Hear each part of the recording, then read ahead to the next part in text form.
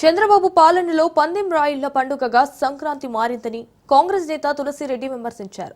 సంతోషంగా జరుపుకోవాల్సిన పండుగ చంద్రబాబు పాలనలో జూదగాళ్ల, త్రాగుబోతుల పందెం రాయిళ్ల పండుగగా తయారైందన్నారు.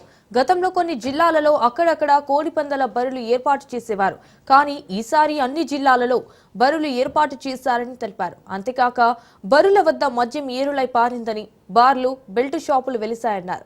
కొన్ని చోట్ల అశ్లీల నృత్య ప్రదర్శనలు జరిగాయని చెప్పుకొచ్చారు. ఇటు బరులు కూటమి నాయకుల ఆదాయ వనరులుగా మారాయని తులసిరెడ్డి విమర్శించారు.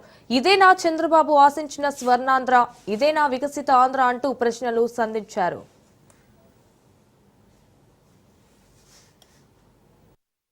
టీడీపీ కూటమి పాలనలో, చంద్రబాబు నాయుడు గారి పాలనలో జూదగాళ్ల పండుగగా, త్రాగుబోతుల పండుగగా, పందెం రాయుళ్ల పండుగగా తయారు కావడం అనేది చాలా దురదృష్టకరం.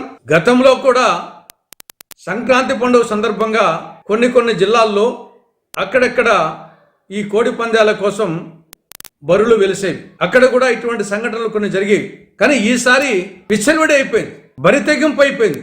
కేవలం ఆ జిల్లాలోనే కాదు, అన్ని జిల్లాల్లో, దాదాపు అన్ని మండలాలలో, కొన్ని మండలాల్లో అయితే అన్ని గ్రామాల్లో ఈ యొక్క కోడి పందాల బరులు వెలిసాయి. టీడీపీ కూటమి నాయకులకు ఒక భారీ ఆదాయ వనరుగా ఈసారి భావించారు. ప్రతి బరి దగ్గర మద్యం షాపులు, మద్యం ఏరులై పారింది. బరి లోపల విచ్చలవిడిగా జూదం, మూడు ముక్కలాట, మంగతాయి, గుండాట, మరికొన్ని చోట్ల అశ్లీల నృత్య ప్రదర్శనలు.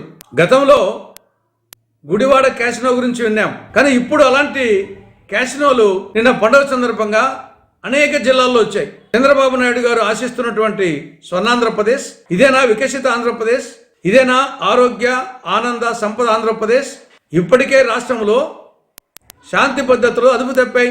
రాష్ట్రం అరాచక ఆంధ్రప్రదేశ్, ఆటవిక ఆంధ్రప్రదేశ్, అనాగరిక ఆంధ్రప్రదేశ్ అవుతుంది. ఆఫ్ఘనిస్తాన్ మించిపోతుంది. తస్మాత్ జాగ్రత్త అని కాంగ్రెస్ పార్టీ టీడీపీ కూటమి ప్రభుత్వాన్ని హెచ్చరిస్తుంది.